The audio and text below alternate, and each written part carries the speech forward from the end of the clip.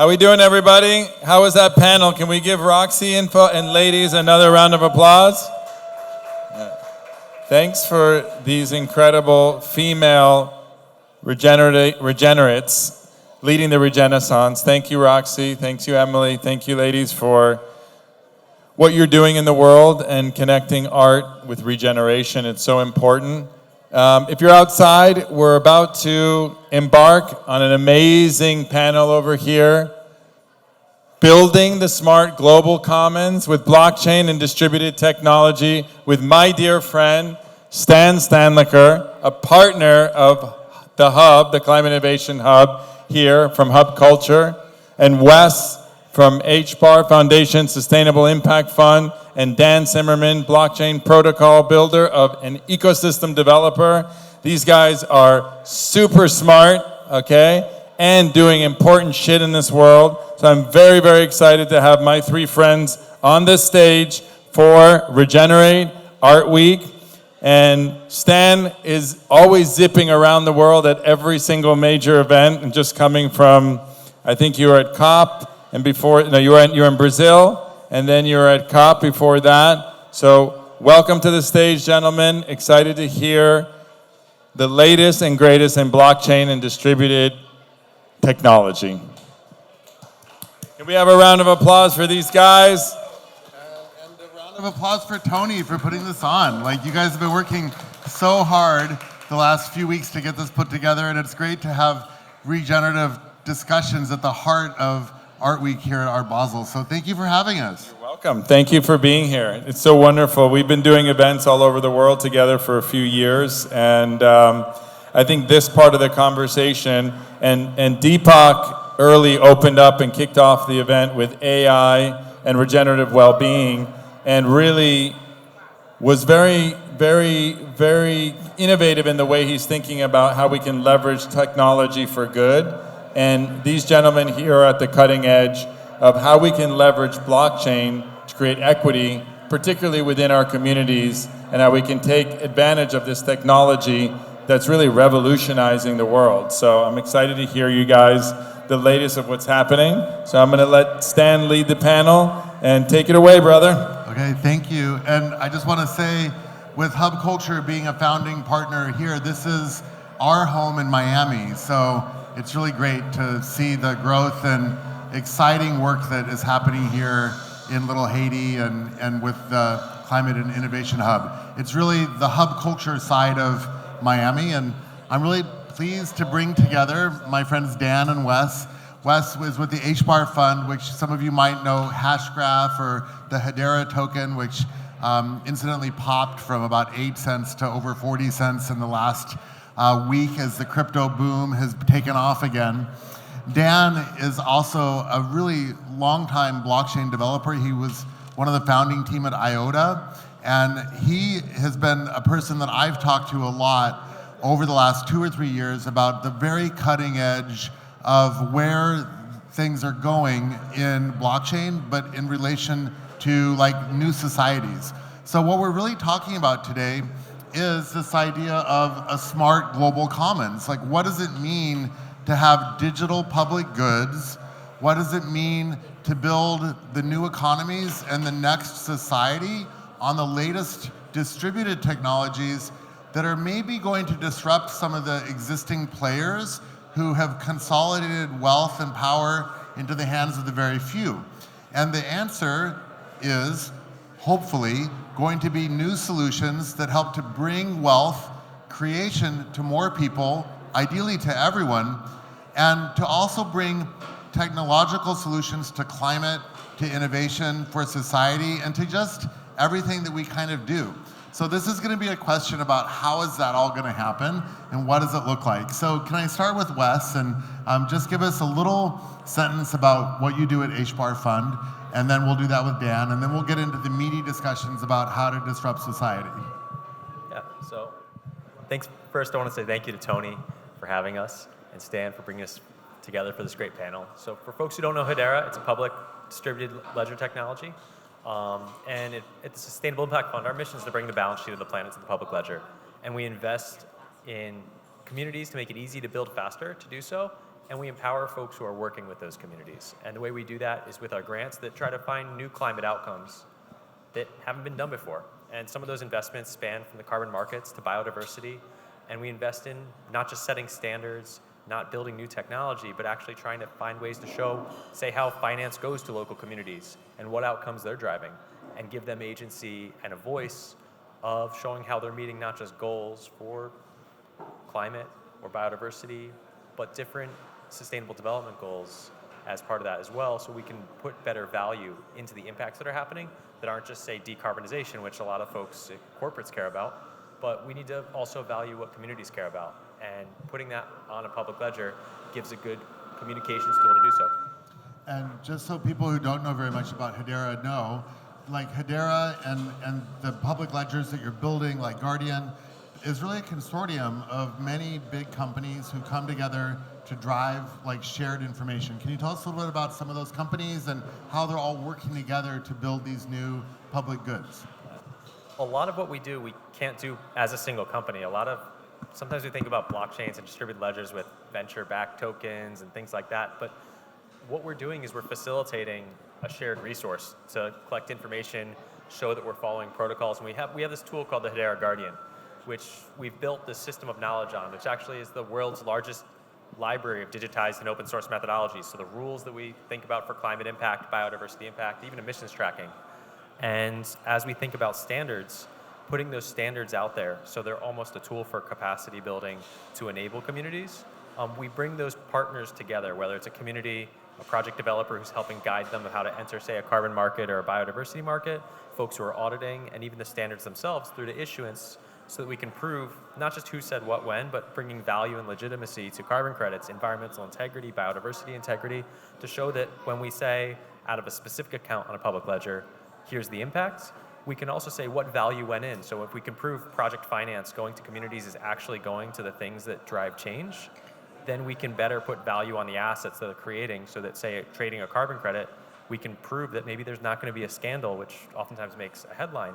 We can prove that these dollars are going to specific goods and resources. Maybe it's for planting trees, maybe it's for reforesting mangroves or clean cooking. But we can also say, well, with those credits, maybe some of that finance goes to things that the community values as well. And what the Guardian does is it acts as a coordination tool to get to an asset that could be issued like a carbon credit, but it also puts the entire process in context and acts as a tool to add integrity for not just folks who are buying the credit, but actually the communities involved as well. And Hedera is that balance sheet. We're going to get more into some of those specific examples about what this means in real life a little bit later. But let's go to Dan now for a quick view. Can you tell us a little bit about your work, and in particular, like you were one of the founding team at IOTA. I know that you also are really involved with some of the leading edge Web3 developments that are happening in the world right now. But can you talk to us about that in regard to this idea of the smart global commons? How do you see this digital global commons emerging, and what's your role in building that? Well, first, thank you for inviting me as always, Stan. And Tony, thank you for being an incredible host as well. I've been on the development builder side from a non-technical standpoint, and I like to theorize about how these systems are being developed. I wasn't a founding member of IOTA, but I worked with them for 4 years. I worked very closely with the founders. And I think that distributed systems are fundamentally upending a lot of notions that we have about kind of 21st century interactions and economies. And one way to think about this is that just as the Gutenberg press, right, made books more available to people around the world and then allowed them to start making their own books, we're starting to see a huge transformation around this idea of tokenization, right? Being able to buy a token. We knew that in the world of Bitcoin, right? You'd buy a token, and it was something that someone else created that you could acquire. We're fast moving into a world where anyone can create tokens. We can create tokens for whatever we want. That's the first kind of idea. Then the second major pillar, as it relates to the commons, is just as it was difficult to make a website, and now everyone can make a website. We're getting to a point where right now these things are called networks, so you build networks. Soon we can all make networks. And they're going to be branded networks. They can be based on industry, they could be based on collective experiences, they could be based on geography, whatever we want. And in that world, the underlying infrastructure is going to be so connected that you're going to have this global commons, and they're going to come together and have to figure out how to govern. And they might have individual governance rules, they might form collectives, but that's kind of what I'm very fascinated about, is what happens when you have this digital world where everyone's building networks, everyone's tokenizing everything, building tokens left and right, and then it's completely permissionless and free. And I think that's the most important thing, where, you know, it wasn't so clear going into this next generation that commerce and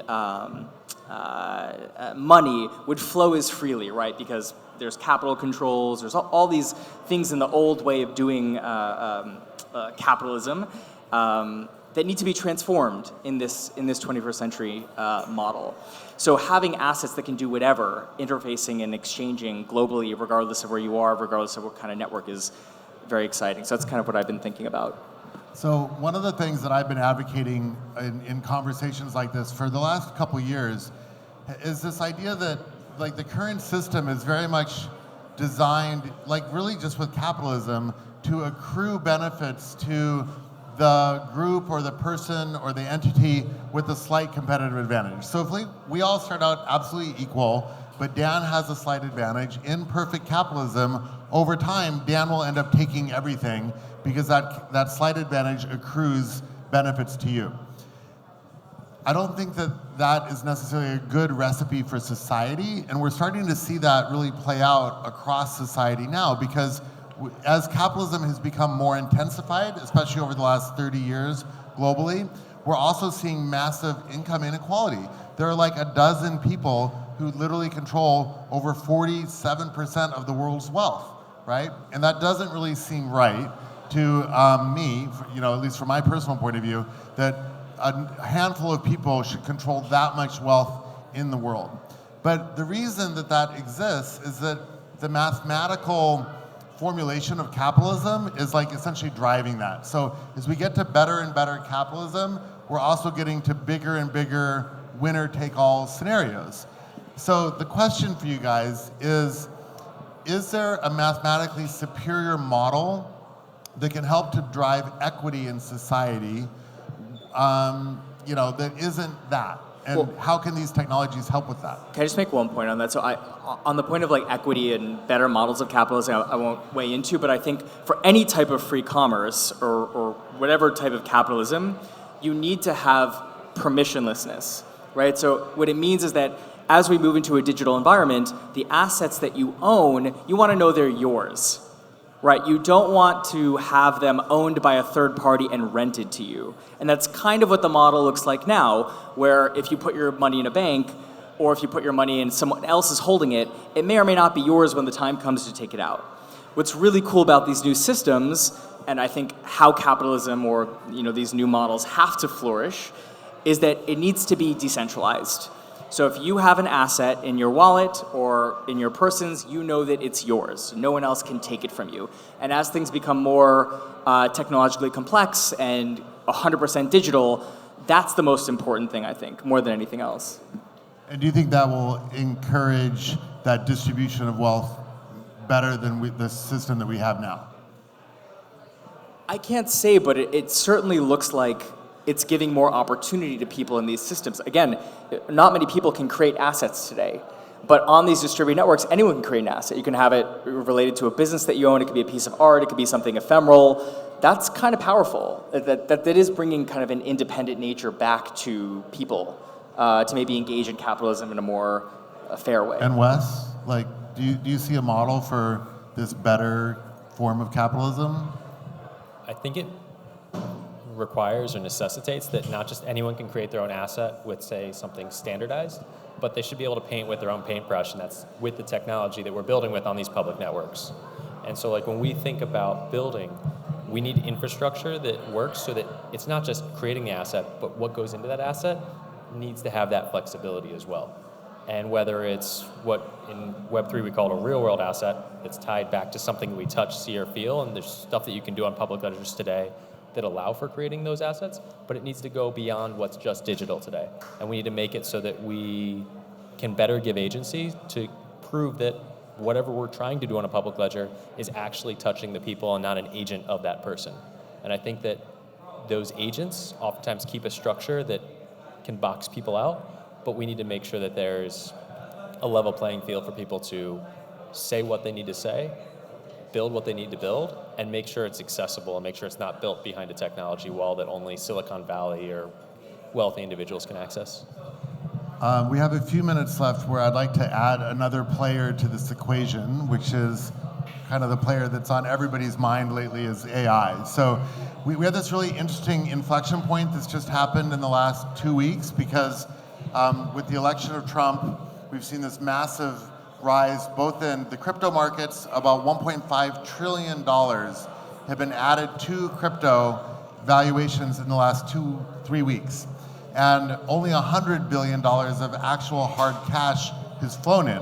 So that shows us that like for every dollar, there have been $10 of optimism based on the thought of a 4-year like beneficial regime for crypto. But it's also going to be a pivotal 4 years for AI because we're pretty much thinking that by 2027, maybe 2028 at the latest, we will achieve AGI. And AGI will be fully connected to the financial markets. We're already seeing AI trade crypto and begin to make money for itself, various agents using digital assets in crypto. So I'm curious, like, how do you guys see AI impacting this global commons? And can you give us a picture of what a good system would look like? Because during this 4 years of Trump, where we're going to see probably a huge increase in acceptance of like regulatory-based crypto, like at the nation-state level, coinciding with this massive increase in AI capability, that story will be done in 4 years. So it's going to happen in this administration. What does a good outcome look like? We'll start with Wes. I think that people see AI and they can touch and feel AI today because there's tools like ChatGPT that they can interact with, right? They're interacting with an agent. But I would argue that there's going to be a point where, based on the crypto investments, the values that have gone into the system, whether it's market cap or a real investment, you may see an inflection point where actually by the end of this 4 years, the adoption for crypto will catch up to the average retail, the average user who's interacting with crypto, but they may not just call it that. They may just call it access to a public ledger, access to a network, and that network may be hyper-local, doing something that you may not know is happening on a public ledger today at a smaller scale, where we're trading power house to house, or wholesale power, or trading water rights and extraction rights. Those things are actually happening today on public ledgers, but they're less accessible. And ChatGPT is in everyone's pocket. It's in everyone's hands. But there's going to be an intersection of these two technologies that I think is going to get really interesting as these hyper-local networks scale, as things like a carbon credit, which may only be bought by a business, may be actually accessible for communities to be invested in by an average user. But AI may get used in a very different way to interact with how do I value these assets? How do I better allocate? And I think that's an opportunity, but I think what you're going to see over time is actually that Web3 investment's probably going to catch up based on just the inflection of capital into these technologies. I have sort of a radical view. I think there's something sort of poetic about AI and blockchain, right? AI is about infinite abundance, and blockchain is actually about creating artificial scarcity. So there's something kind of fascinating about having AI agents going into a world of abundance that have to follow rules defined by humanity. It's kind of interesting. And so they're going to have these assets, and they're going to be trading them just like us. So years ago at IOTA, we thought that the machine economy was going to be, and probably Hedera too, you have these IoT devices sort of talking to each other, sending and sharing resources. How it's actually playing out is that these AI agents or these AI persona are now becoming popular online because they're making a lot of money in crypto. It's kind of fascinating. So I think in the last month, the first AI multimillionaire was made because he traded and made a meme coin based off of religion. So there's you can't really understand blockchain and crypto unless you understand memetics or memes. I don't know if this has ever kind of come up in conversation, but the reason that we're even incentivized to care about Bitcoin and blockchain is because or we're economically incentivized to care about it, right? Because there's value, so we're securing these networks. In a similar way, these AI, the popular ones might be whichever ones game our psyche and become the best memes, if that makes sense. Like, it's not going to be how powerful they are, it's just going to be how much they kind of mess with our perception of what they are, and then they're going to make a lot of money, they might make us a lot of money, and then we use them more. Like, it's going to be very, I don't think it's going to be this linear way that we think about success, which is like, AI is going to be great because we made it great. I think that they're going to come onto these networks and do all these things that we can't do, or we're going to use them, and then they're going to become popular and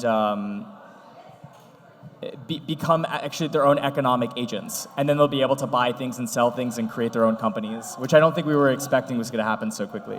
So I think that actually, as we only have a minute left, I think that actually drives us to a kind of conclusionary idea that I've been thinking about. Somebody I was talking to somewhere once said that, what is life? Like, what is the definition of life?